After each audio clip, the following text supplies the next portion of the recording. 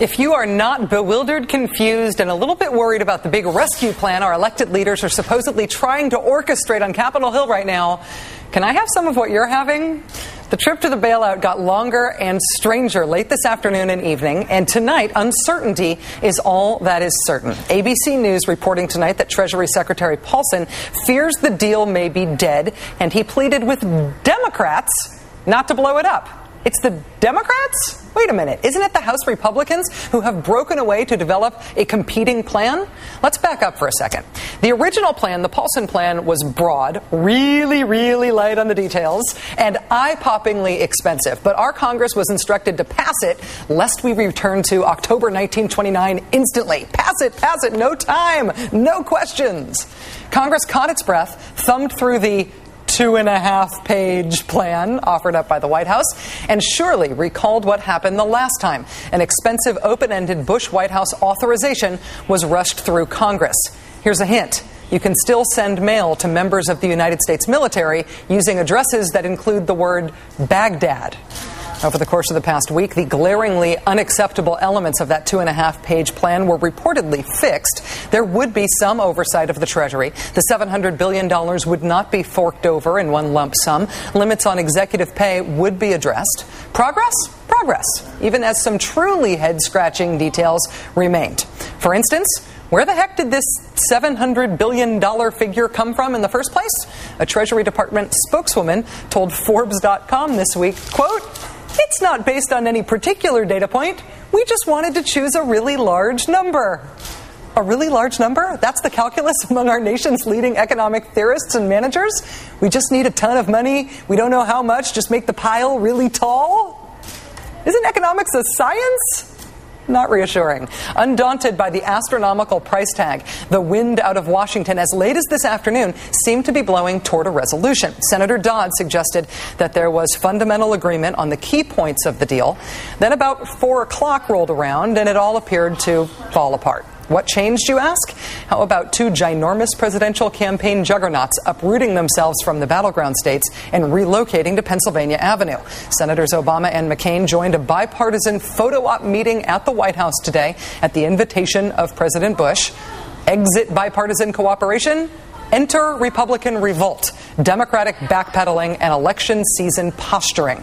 With Senators Obama and McCain now set squarely at the center of the bailout battle, the question is no longer when will a deal get done, but rather, will it get done at all? And should it get done? Democrats and Republicans alike today sounded the alarm that the politics of the campaign may now be hurting their ability to proceed with this part of governing. Senator Dodd called today's White House event a rescue plan for John McCain. Republican Congressman Baucus of Alabama said he did not want McCain's help in the lower house, instead pointing, quote, McCain away from the House and toward the Senate. So where did bipartisanship go? Weren't the candidates going to help with all that? I'm sure it doesn't help that as of Tuesday, at least one of the candidates had not even read the proposed bailout plan. Would you vote for it as it's presently constructed? Why or why not? I have not had a chance to see it in writing, so I have to examine that.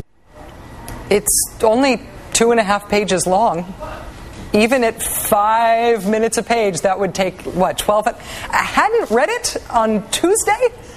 Shortly after attending the White House meeting with President Bush and Barack Obama, Senator McCain sat down with NBC's Brian Williams, defending his decision to return to Washington.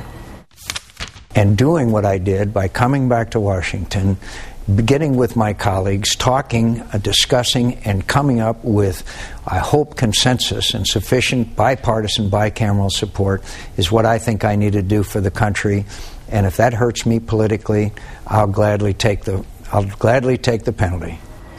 But what if you coming back to Washington made a deal less likely? For his part, Senator Obama warned tonight that politics may be preventing progress. Sometimes if you inject presidential politics into some delicate negotiations, it's not necessarily constructive. And it's amazing how much people can get done when folks aren't worried about taking the credit or passing the blame. So are we closer or further away from a deal now? And if we don't get a deal and it's because of McCain bigfooting presidential politics into the middle of this, would that politically be good for McCain? Joining us now is Republican Senator Richard Shelby of Alabama. He is the ranking Republican on the Senate Banking Committee. He reportedly opposes the current bailout proposal. Senator Shelby, thank you so much for joining us tonight. Thank you, Rachel. Senator, you emerged from today's White House meeting announcing there's, quote, obviously no agreement. Is that a good thing in your mind? Do you not want any bailout to pass, or are you just not happy with this one? Well, I'm not happy with this one. I think it's fundamentally flawed. I do not believe it's been well considered. I think any structure built around the Paulson plan is not going to settle our economic problems, our financial structure, but it's going to enrich a few people at the expense of the taxpayer in the long run. Now, let me share with you something I've got this afternoon and I've been talking about. I have in my hand a letter with over 200 national economists, some of the smartest economists from MIT, Harvard, University of Chicago, Stanford, Yale, Harvard, Princeton, you name it. They tell us, do not adopt this Paulson plan or anything like it, that we need to consider other things. We should not rush to judgment on this. Too much is at stake. When you say don't pass anything like it, does that mean that you do not want a Treasury-funded bailout of the lousy assets that have driven Wall Street to this brink at all? Do you want a completely different approach, or do you just want it to have more strings attached? That's a good question. Absolutely, you're right. I think that, and some of the economists have suggested that we ought to think of other alternatives. They know a lot about it. They can do it. If we rush to judgment, we've done this before in other areas and we've paid for it. Let's don't put $1 trillion, and that's what it will be at the end, $1 trillion or more debt on our people, on our children, and not even know if this will work. And the Fed chairman and the Treasury Secretary at the banking hearing the other day couldn't tell us they knew this would work. Senator Shelby, when Senator McCain talked about running out of time in order to come up with a plan, when President Bush expressed such dire urgency on matters economic that I've never heard a president really express from the lectern during my lifetime, did you disagree with them that something needs to be done soon? Do you believe that we have more time than they think we do? Well, Rachel, I don't know how much time we have because, let's be honest, I think our financial markets are stressed, but I don't believe this plan by Paulson that has come forth will solve the problems. It might exacerbate them. Are you at all worried that Republicans blocking this bill, with or without Senator McCain, will be blamed for any next bad thing that happens in the economy? Let's be honest. I think there are a lot of Democrats that are concerned about the Paulson bill as it's written. We don't have any bipartisan support. You can't say all Republicans are against it. I'm against it, but I have been from the beginning. But there are a lot of Democrats against this bill.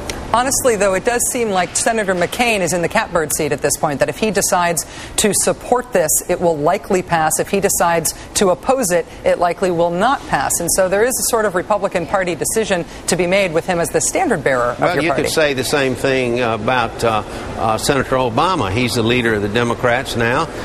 If he says he's going to be for it totally, you got Democratic control of the House and Senate, it ought to pass. The House Republicans have spoken out about this bluntly. You are now speaking about this bluntly. Let me just ask you about one strategic question from the other side. Democrats said that they did not want to pass something unless it had majority Republican support, presumably because they didn't want Republicans to hit them for having supported something with the Bush administration. Do you think that the best course for the country moving forward is that there's no plan anytime soon? Well, I don't know how soon we could get a plan. I think this plan is not a good plan. I'd rather have no plan unless it's a good plan. Senator Richard Shelby of Alabama, you can't say it any more clearly than that. Thank you so much for joining us. Rachel. Senator Shelby, the ranking Republican on the Senate Banking Committee.